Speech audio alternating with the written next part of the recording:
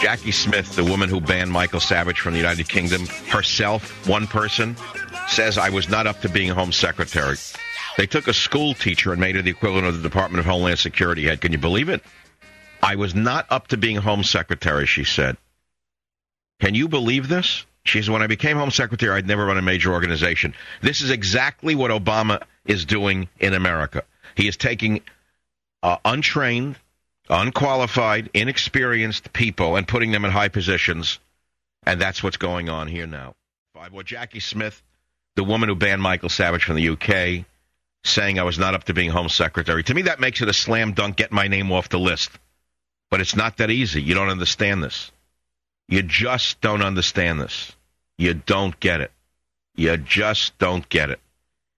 Once a government declares you an enemy, even if they admit they made a mistake, it's very hard to remove your name from that list.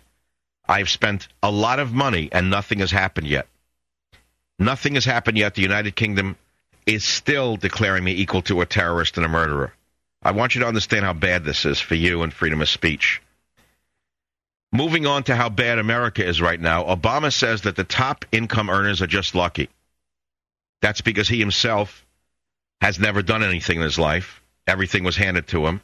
He is an affirmative action president, clearly. And he says that anybody who makes a lot of money is just lucky. Yeah, well, that's real true, Obama, but it's because of people like you and communists in the government going back 30 years that I had to struggle 5 times as hard as you ever did when you said white males need not apply, Obama. So you could say I'm in the top income, Obama, but, you know, I'm not lucky. I just worked very hard. I'd say you're very lucky that you could get so far with so little. That's what I'd like to say. Yesterday we talked about religions. I guess people are still going to call about that. And it is open mic to Mike Day. Big Dem cash dump on eve of climate vote.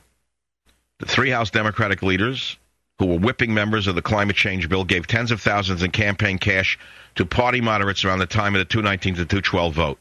So even though there's no global warming, the criminal class called politicians are simply buying more taxes for themselves. And oh yes, the Islamo-fascists are at it again.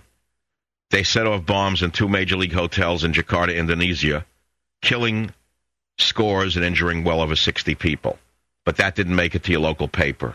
So play Chubby Checker. We'll come back to your calls at 1-800-449. Again, relatives and friends have priority on the Savage Nation if you want to talk about the Fontainebleau Hotel or the Catskill Mountains for some reason. Does anyone out there know me when I was a lifeguard or a busboy? Is anyone listening to this show? Was anyone listening to the show when I was a kid lifeguard or a kid busboy? Did you know I worked in a factory? Turn that off for a minute. I guess I should explain this to you. See, Obama never worked in a factory. He was just picked by some powerful people in the world to become president. But he says the top income earners are just lucky. But you may not know it, but this lucky talk show host once worked in an ice cream factory. Let me explain to you what it's like. It's probably the worst job in the world, being on a production line in a factory. I should remind you, it's a tough job, and you have to have compassion and sympathy for poor people or people who don't speak the language who take these jobs. It's murder. It was in Long Island City, and it was an ice cream factory, and it was a hot summer. And the production line goes around in a conveyor belt. And I and a few of my friends worked in that factory along with, I think it was Puerto Rican women, by the way, largely on the production line. And the pit boss was an Italian, about 5 foot. And he stood up on a platform over the production, the conveyor belt. So the boxes would come around, and you had, I don't know, whatever the number of seconds were, to pack 24 ice cream bars into the box. And you had to do it in a certain amount of time. Now, if you fumbled, you had to do this for hours on end. And let's say your mind was elsewhere, which it normally is, but you missed and dropped the bar. And he would stop the line, this guy up on the stand, and he'd start screaming, "You moron, you idiot. Look what you did to all the other workers, you stupid moron, you. You do it again, you're costing them money. Now start the line again."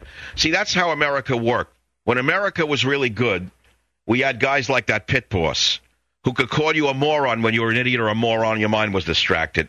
Today, of course, you can't call anyone a moron, even if they're a moron. Instead, you turn him into a home secretary in England, or you turn him into a senator or a congressman here from Minnesota. But that's how it worked in those days. I also had a teacher like that. He was an we think he was an IRA member. We don't know. I won't mention his name. Jamaica High School, missing 3 fingers on the left hand, as Irish as they come, heavy brogue, wonderful teacher, math teacher. I remember to this day, he would read out your grades at the end of a test. He'd call your name out and make you come up to the front as he read the name, the grades in descending order. And believe me, if you got less than an 80 and you were called to that, by the time they got to you, you were sweating, you were red-faced, you grew pimples on your face in the 3 minutes it took for you to get up to that room. And you know what he said? Well, you didn't do too well, did you, this time with a 68? Where was your mind? Up your behind? You know, and he'd go on, he'd lace into you. And let me tell you something. When he got through with you, you didn't want to get a 68 on the next exam. You studied harder. But today, they'd arrest him for student abuse. I'll be right back.